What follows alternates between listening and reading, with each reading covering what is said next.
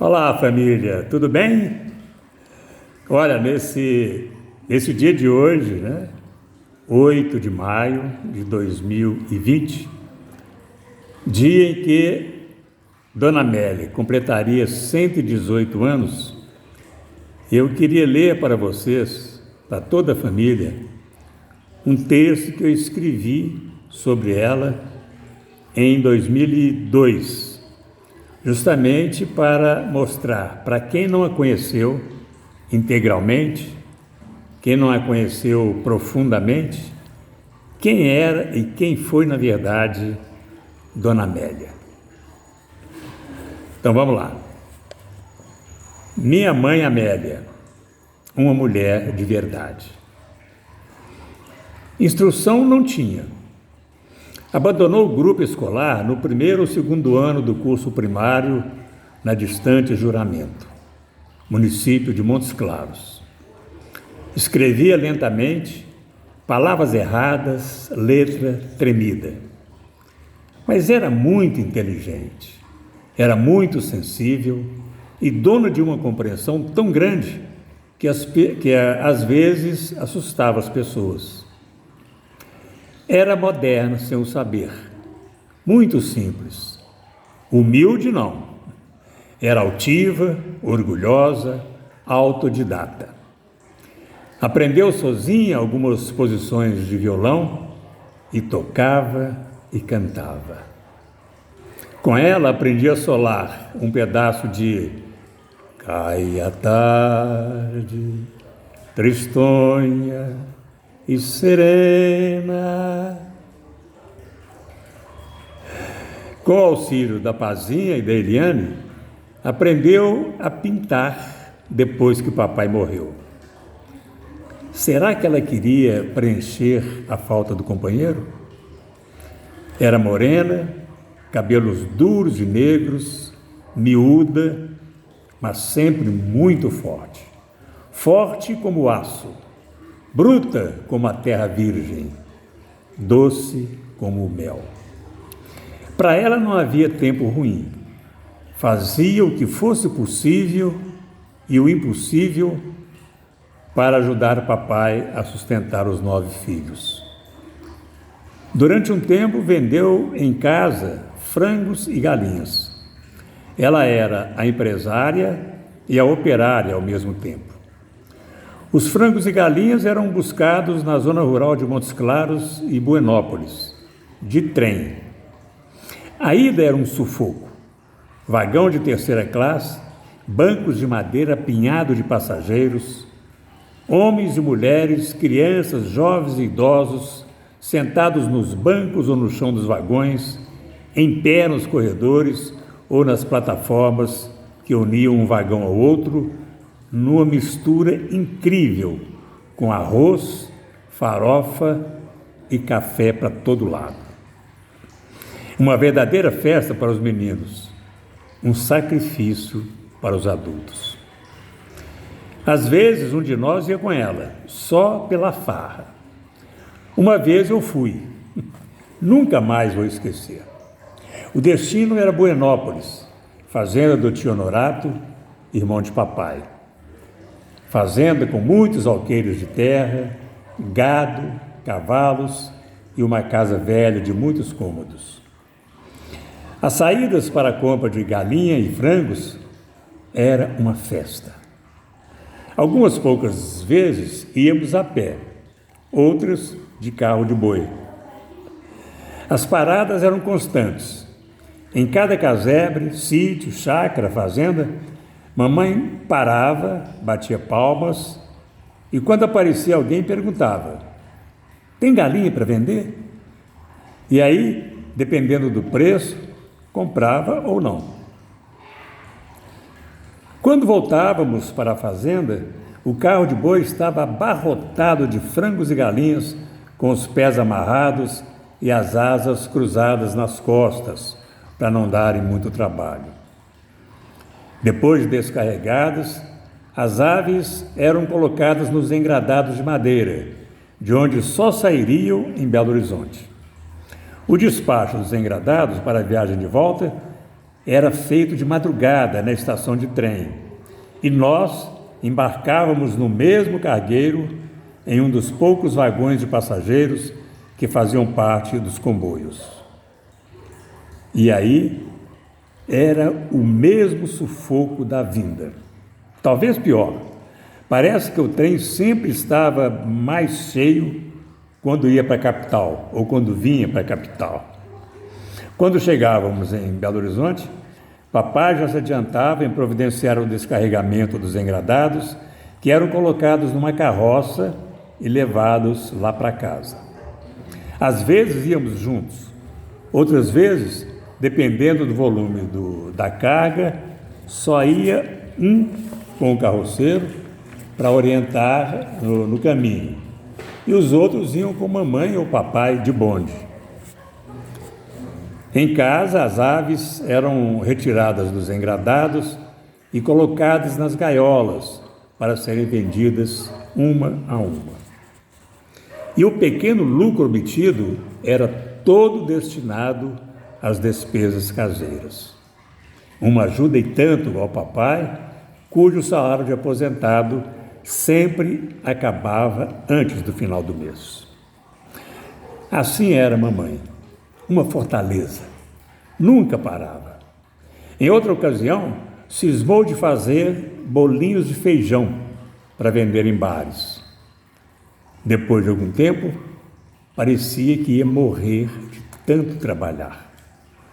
Acordava todo dia às 4 horas da manhã para pôr o feijão branco de molho. Depois tinha que descascar e moer o feijão, manualmente.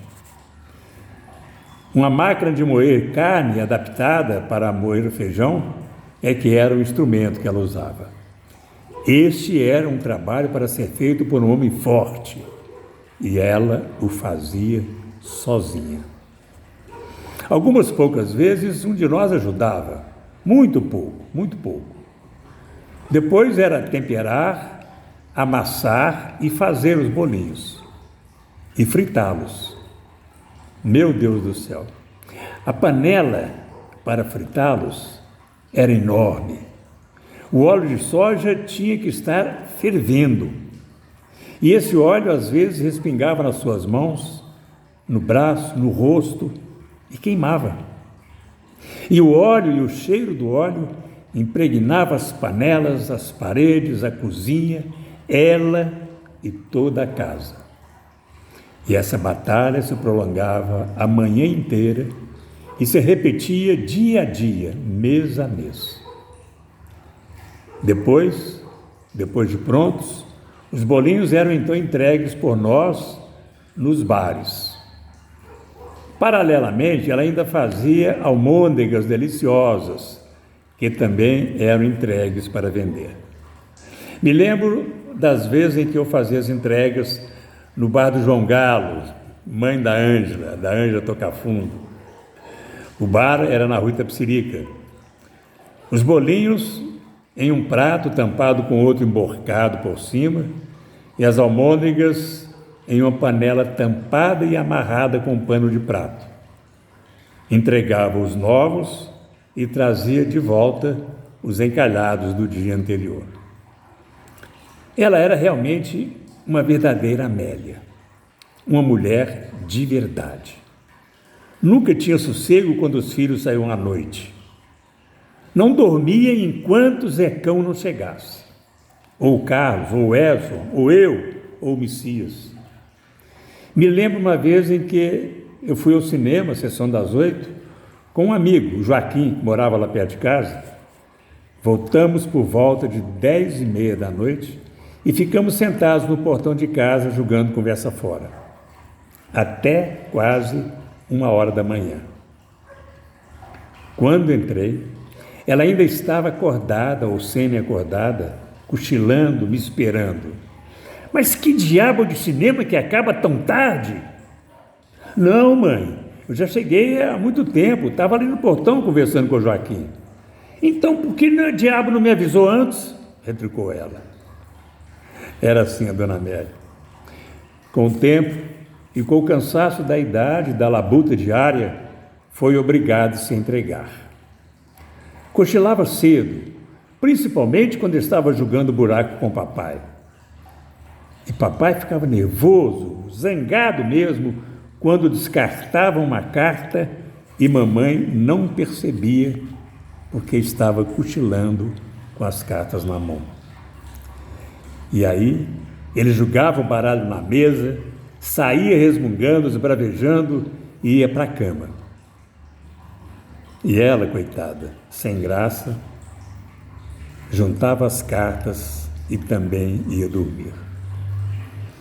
Muitos anos mais tarde, já casado, quando morei em Divinópolis, morei numa comunidade rural chamada Bem Virá, de vez em quando ela aparecia por lá, de surpresa, levada pelo China. Ela adorava Marina, por quem tinha um carinho muito especial. Acho que pelo fato de Marina ter demorado 5 anos para nascer, foi uma gestação complicada, cheia de cuidados, e eu já morava em Divinópolis e outras coisas mais. Numa dessas visitas, chegou com Tia Neves, as duas trazidas pelo China. Trazia sacolas cheias de presentes para Marina e para Libertar, sobrinha de Afrinha, filha de Bebela, que também morava conosco na comunidade rural. Para Marina, 12 ou 14 vestidinhos, saias e blusas. Para Libertar, 6 ou 7.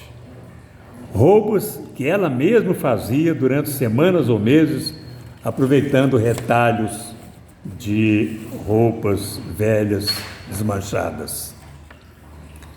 E as bonecas de pano que ela fazia e levava para as meninas. Meu Deus do céu! Cada uma mais horrorosa que a outra. E as meninas adoravam e achavam lindas. Era uma festa no Bem Virá. Gostava muito de Afrinha. E era evidente que isso despertava ciúmes em uma ou outra nora. E Afrinha ganhava as graças dela sem intenção, sem a menor intenção. Simplesmente dedicava a ela, sempre que possível, uma atenção especial. Um dia, no meio de uma conversa sobre casais, amor, gostar e etc., desbocada como ela só, disse para Afrinha: sabe por que o G gosta tanto de você, Afra? Porque você é um cu. Afra, você é um... Afra, você é um cu. Ela era assim. Às vezes criava frases novas para dizer coisas antigas, como cada um como Deus fez, cada qual como a puta que pariu. Ou então, segura suas éguas que meu cavalo está solto. Sem ler jornais, acompanhava de perto a política e os governantes. E tinha suas preferências. Amava Getúlio Vargas. Me lembro quando, com 13 anos, a vi chorar muito ao saber do suicídio de Getúlio no dia 24 de agosto de 1954. Me lembro de vê-la escrever uma carta sobre isso. Me lembro também de vê-la pendurando na parede, com muito carinho, a carta-testamento que Getúlio deixou, já emoldurada e protegida por um vidro que uma das filhas deu para ela. Detestava Ernesto Geisel. Só Ernesto, como ela dizia.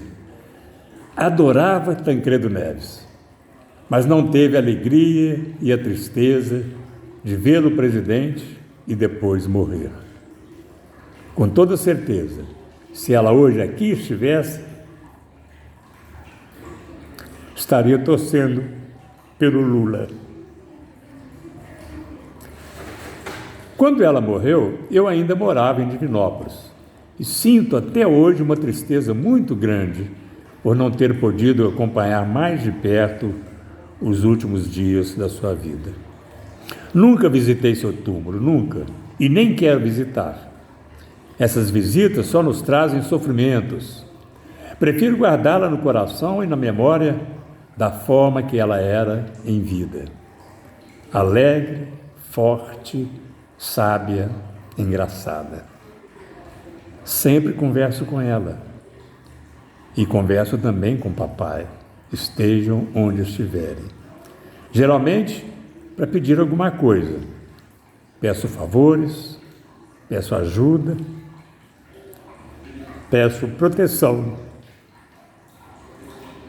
E sei que eles estão lá em cima, me olhando todos nós, seus filhos, e todos da nossa família. Afinal, eles são anjos. E essa é a função deles. No mais, bença mãe, bença pai.